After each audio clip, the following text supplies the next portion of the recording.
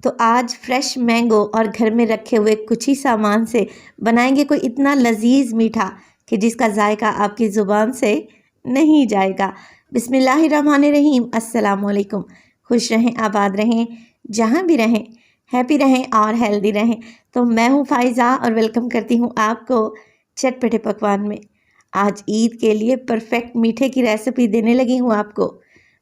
बनाना तो इतना आसान है कि देखकर ही आपका दिल खुश हो जाएगा। इसमें हम ना ही कंडेंस मिल्क का इस्तेमाल करेंगे और ना ही क्रीम का। तो रेसिपी को एंड तक देखें, अच्छी लगे लाइक कर दें और चटपटे पकवान को सब्सक्राइब भी कर लें। तो चलें जल्दी से रेसिपी स्टार्ट कर लेते हैं। तो मज़ेदार सा ये मैंगो डेजर्ट बनाने के लिए सबसे पहले तो एक फ्राइंग पैन में डाला है मैंने 3 टेबलस्पून घी। आप डालडा या देसी घी ले सकते हैं, मगर कुकिंग ऑयल नहीं डालिएगा। इस रेसिपी में ऑयल का कोई काम नहीं है।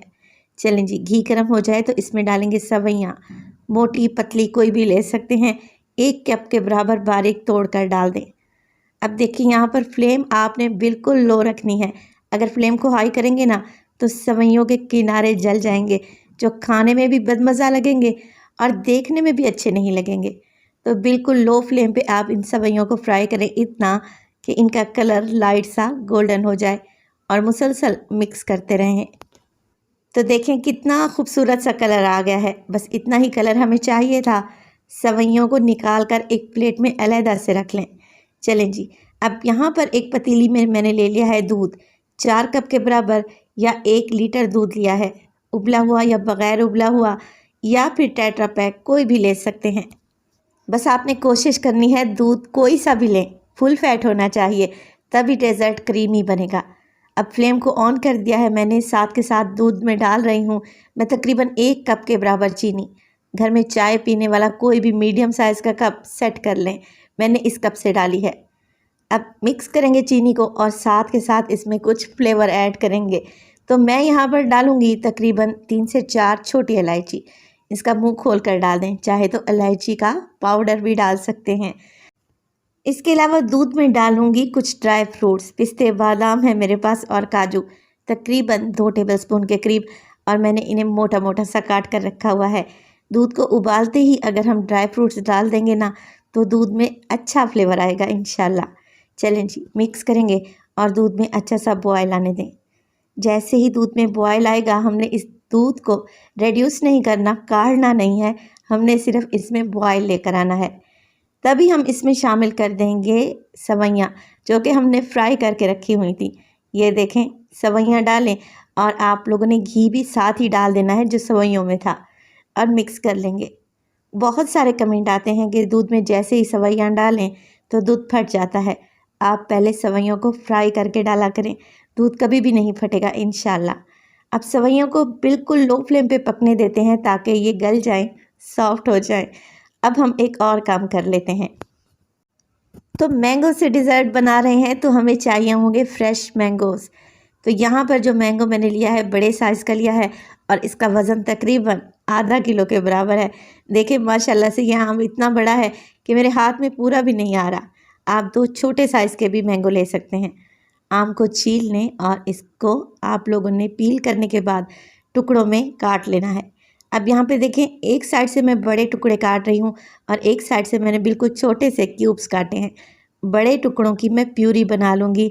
एक कतरा भी इसमें आप लोगों ने पानी का शामिल नहीं करना, और इस तरीके से आप लोगों ने इसे जूसर ब्लेंडर जग में डालना है और इसकी एक फ़ाइन प्यूरी बनाकर तैयार कर लेनी है। छोटे आम वाले क्यूब्स का क्या करना है ये मैं आपको बाद में बताऊँगी। तो देखें, प्यूरी हमारी एकदम तैयार है। सवैयों को पकते हुए तकरीबन 10 मिनट गुजर चुके हैं और देखें ये अच्छी खासी सॉफ्ट हो चुकी हैं। बस जी, इसी स्टेज पर तकरीबन 3 टेबलस्पून मैंने कस्टर्ड को दूध या पानी में घोल कर रखा हुआ था। आप लोगों ने क्या करना है, थोड़ा थोड़ा कस्टर्ड ऐड करना है और मुसलसल चम्मच चलाते जाएं, क्योंकि ये मज़ेदार सी सवैयाँ ठंडा होने के बाद मज़ीद गाढ़ी हो जाएंगी। तो आप सवैयों की कंसिस्टेंसी ऐसी रखें कि रनी कंसिस्टेंसी होनी चाहिए। देखें कुछ इस तरीके से। तो कस्टर्ड पाउडर का जो मैंने फ्लेवर इस्तेमाल किया है वो वनीला इस्तेमाल किया है। आप लोग चाहें तो मैंगो फ्लेवर भी ले सकते हैं। अब 2 से 3 मिनट के लिए मज़ीद कस्टर्ड को पकाएंगे ताकि इसका कच्चापन निकल जाए, और फिर फ्लेम को ऑफ़ कर दें। सवैयों को रूम टेम्परेचर पे आने दें।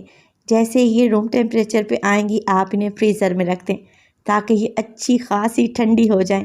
तब हम इसमें मज़ीद चीज़ें ऐड करेंगे। सवैयों को आप लोगों ने लाजमी ठंडा करना है, वरना जब हम इसमें आम डालेंगे तो ये फट भी सकती हैं। तो रेसिपी स्टेज पर ज़रा सी भी अच्छी लग रही हो, प्लीज़ रेसिपी को लाइक कर दिया करें और चटपटे पकवान को सब्सक्राइब भी कर लें। आप सब लोगों का बेहद शुक्रिया। देखिए 1 घंटे के लिए मैंने सवैयों को फ्रीज़र में रखा था।